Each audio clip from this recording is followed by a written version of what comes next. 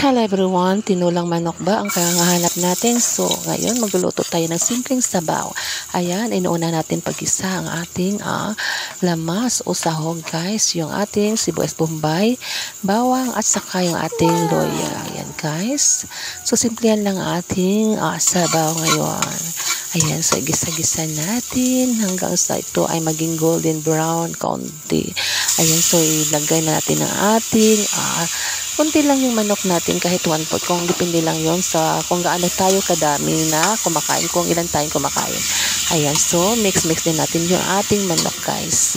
Ayan, mix lang, mikos lang natin. Ayan, so ito pala yung ating mga gulay o pang sahog, yung mga lamas natin. Ayan guys, so maglagay tayo ng kunting asin.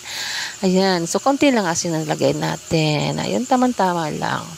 Ayan, so maglagay din tayo ng kunting paminta. Ito lang yung panglasa natin.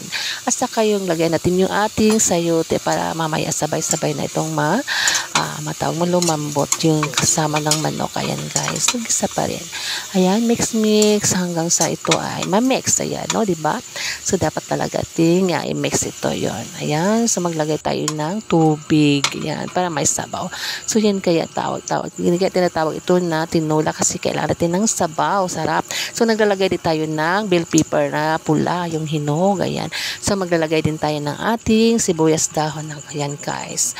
So yan, mix din. Yan lang. So ilagay natin yung ating pichay, yung gulay natin.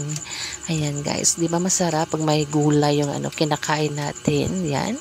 So may tayo, yung may leafy vegetable na sabaw. Ayan. O 'di ba? Sarap ng ating lutong sabaw. Thank you.